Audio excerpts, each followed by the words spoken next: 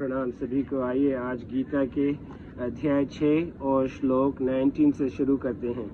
संबंध स्वरूप में स्थिर हुए चित्त की क्या स्थिति होती है, इसको आगे के श्लोक में दीपक के दृष्टांत से स्पष्ट बताते हैं। यथा दीपो निवात स्थतो नेंगनते सोपमा स्मृता योगिना यत चित्तस्य युञ्जलतो योग मात्मन। जैसे स्पंदन रहित वायु के स्थान में स्थित दीपक की लौ चेष्टा रहित हो जाती है, योग का अभ्यास करते हुए यत चित्त वाले योगी के चित्त की वैसी ही उपमा कही गई है। व्याख्या। यथा दीपो निवातस्थो से लेके युञ्जलतो योग मात्मन तक। जैसे सर्वथा स्पंदन रहित वायु के स्थान में रखे हुए दीपक की लौ थोड़ी भी हिलती डुलती नहीं है, ऐसे ही जो योग का अभ्यास करता है, जिसका मन स्वरूप के चिंतन में लगता है और जिसने चित्त को अपने वश में कर रखा है, उस ध्यान योगी के चित्त के लिए भी दीपक की लौ की उपमा दी गई है। तात्पर्य यह है कि उस योगी का चित्त स्वरूप में ऐसा लगा हुआ है कि उसमें एक स्वरूप के सिवाय दूसरा कुछ भी चिंतन नहीं होता। पूर्व श्लोक में जिस योगी के चित्त को विनियत कहा गया है, उस वशीभूत किए हुए चित्त वाले योगी के लिए यह यत चित्तस्य पद आया है। कोई भी स्थान वायु से सर्वथा रहित नहीं होता, वायु सर्वत्र रहती है। कहीं पर वायु स्पंदन रूप से रहती है और कहीं पर निस्पंदन रूप से रहती है। इसीलिए यहाँ निवातस्थ पद वायु के अभाव का वाचक नहीं है, प्रत्युत स्पंदित वायु के अभाव का वाचक है। यहाँ उपमेय चित्त को पर्वत आदि स्थिर अचल पदार्थों की उपमा न देकर दीपक की लौ की ही उपमा क्यों दी गई? दीपक की लौ तो स्पंदित वायु से हिल भी सकती है, पर पर्वत कभी हिलता ही नहीं, अतः पर्वत की ही उपमा देनी चाहिए थी। इसका उत्तर ये है कि पर्वत स्वभाव से ही स्थिर अचल और प्रकाशहीन है, जबकि दीपक की लौ स्वभाव से चंचल और प्रकाशमान है। चंचल वस्तु को स्थिर रखने में विशेष कठिनता पड़ती है। चित्त भी दीपक की लौ के समान स्वभाव से ही चंचल है, इसीलिए चित्त को दीपक की लौ की उपमा दी गई है। दूसरी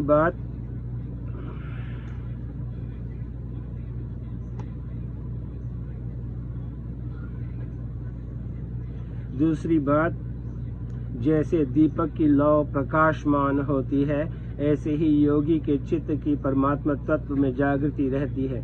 यह जागृति सुषुप्ति से विलक्षण है। यद्यपि सुषुप्ति और समाधि इन दोनों में संसार की निवृत्ति समान रहती है, तथापि सुषुप्ति में चित्त वृत्ति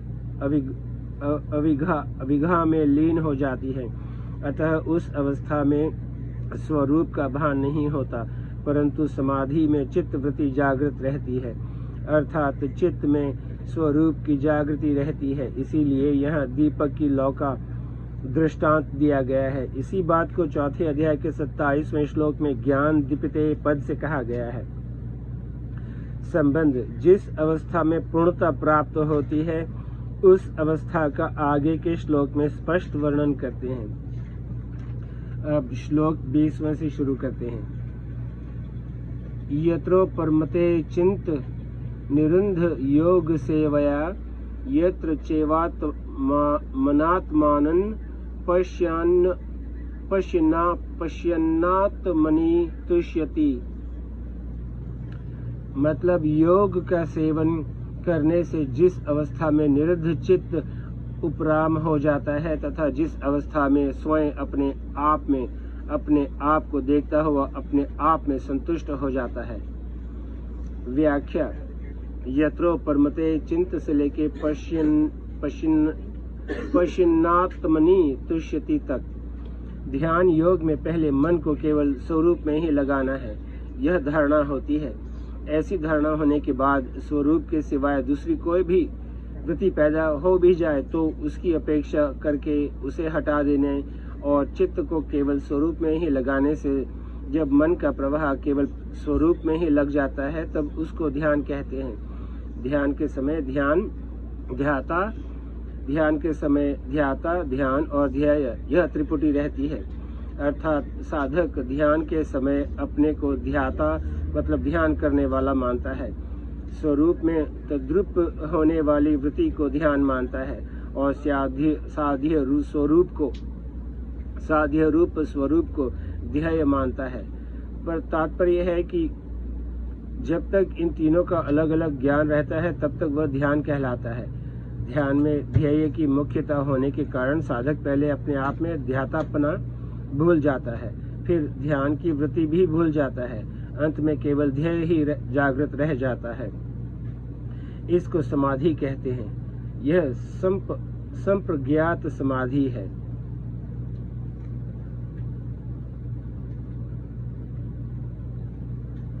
जो चित्त की एकाग्र अवस्था में रहती है। इस समाधि के दीर्घ काल के अभ्यास से फिर अंश प्रज्ञात समाधि होती है।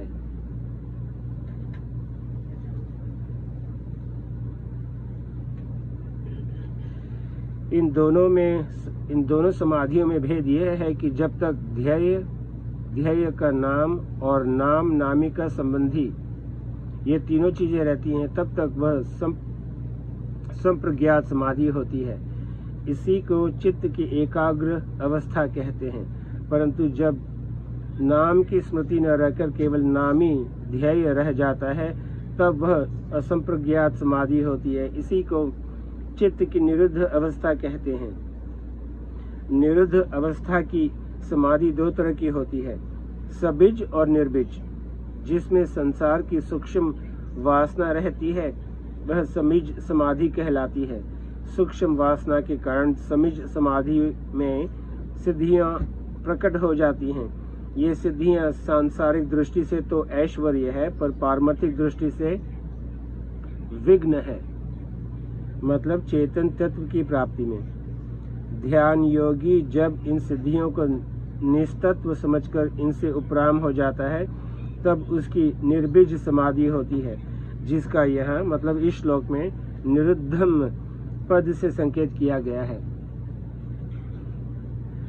ध्यान में संसार के संबंध से विमुख होकर एक शांति, एक सुख मिलता है जो कि संसार का संबंध रहने पर कभी नहीं मिलता।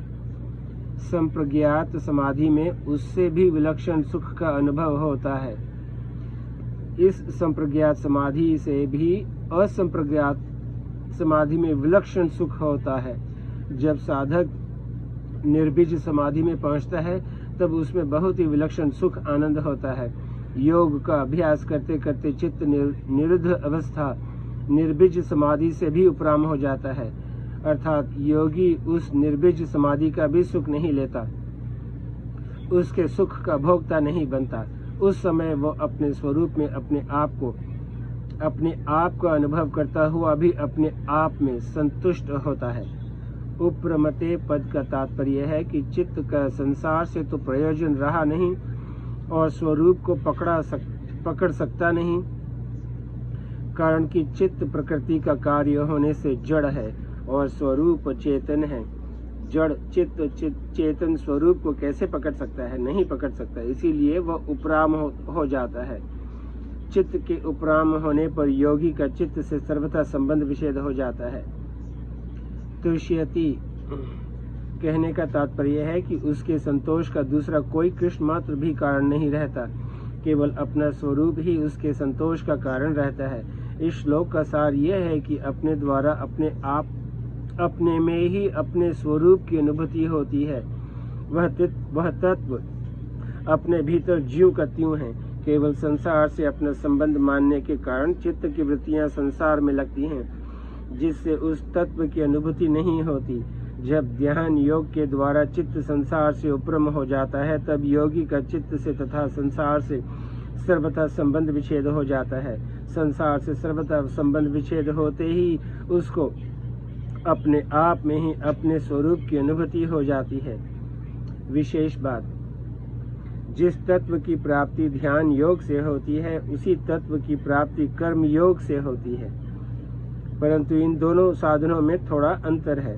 ध्यान योग में जब साधक का चित्त समाधि के सुख से भी उपराम हो जाता है तब वह अपने आप से अपने आप में संतुष्ट हो जाता है।